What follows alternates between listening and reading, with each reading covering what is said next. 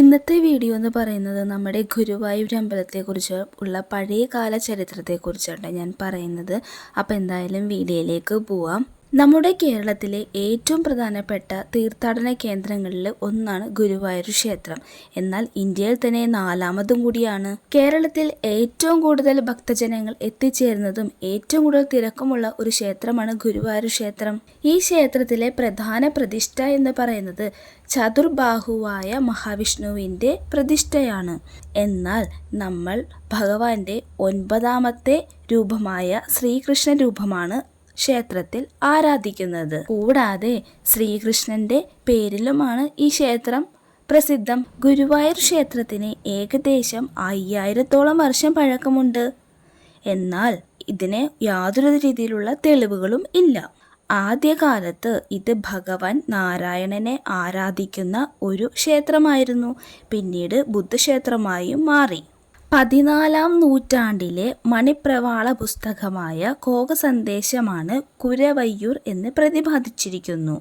എന്നാൽ 16ാം നൂറ്റാണ്ടിൽ പല കൃതികളിലും ഗുരുവായൂരപ്പനെ കുറിച്ചുള്ള കുറിപ്പുകളും വർണ്ണനയും കാണാം.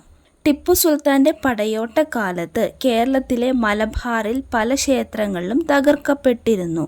അവയിൽ പലതിനും ഇന്നും അത്തരം പാടുകൾ കാണാം. ഗുരുവായൂർ ക്ഷേത്രവും അത്തരത്തിൽ തകർക്കപ്പെടുമോ എന്നൊരു സംശയം നാട്ടുകാരായ ഹിന്ദുക്കൾക്ക് തോന്നി. അങ്ങനെ അവർ ക്ഷേത്രത്തിലെ മല്ലിശ്ശേരി നമ്പൂതിരിയെയും തന്ത്രി, ശാന്തിക്കാർ, കഴകക്കാർ തുടങ്ങിയവരെ വിവരം അറിയിച്ചു.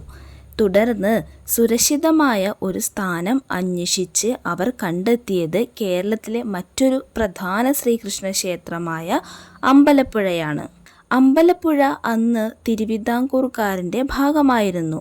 അതിനാൽ അന്നത്തെ തിരുവിതാംകൂർ രാജാവായിരുന്ന ധർമ്മരാജയുടെ അനുമതി വാങ്ങിയാണ് അമ്പലപ്പുഴയിലേക്ക് വിഗ്രഹം കൊണ്ടുപോയി.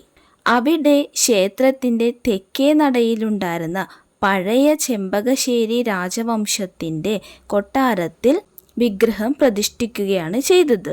അതിനോട് ചേർന്ന് ഒരു തിടപ്പള്ളിയും അടുത്ത് ഒരു കിണറും കൂടി പണിയിച്ചു. ഇന്നും അമ്പലപ്പുഴയിൽ ആ ശ്രീകോവിലും തിടപ്പള്ളിയും കിണറുമെല്ലാം ഉണ്ട്.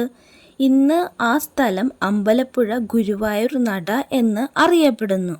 അമ്പലപ്പുഴയിൽ ഉച്ചപൂജയ്ക്ക് പാൽപായസം എഴുന്നള്ളിക്കുമ്പോൾ വടക്കേ നടയിൽ ഒരു ശ്രീകൃഷ്ണ പരുന്ത് വട്ടമിട്ട് പറക്കും. ഇത് ഗുരുവായൂരപ്പൻ്റെ പ്രതീകമായി വിശ്വസിച്ച് വരുന്നു. എന്നാൽ ടിപ്പു സുൽത്താൻ ആവട്ടെ ഗുരുവായൂർ ക്ഷേത്രം തകർക്കാനും കഴിഞ്ഞില്ല. കാരണം അദ്ദേഹത്തിൻ്റെ സൈന്യം ഗുരുവായൂരിനടുത്ത് തമ്പടിക്കുകയും ഗുരുവായൂരിലെ മിക്ക ക്ഷേത്രങ്ങൾ തകർക്കുകയും ചെയ്തെങ്കിലും ഗുരുവായൂർ ക്ഷേത്രം തകർക്കാൻ ശ്രമിക്കുന്നതിന് ഇടയിൽ പെട്ടെന്ന് ഇടിയും മഴയും വരികയും അതോടെ ക്ഷേത്രം തകർക്കാനാവാതെ സ്ഥലം വിടുകയും ചെയ്തു എന്നാണ് പറയുന്നത്. വീഡിയോ ഇഷ്ടമായിട്ടുണ്ടെങ്കിൽ ചാനൽ സബ്സ്ക്രൈബ് ചെയ്യാൻ മറക്കരുത് കേട്ടോ. അപ്പോൾ അടുത്ത നല്ലൊരു വീഡിയോ ഇട്ട് വരുമ്പോഴേക്കും ടാറ്റാ.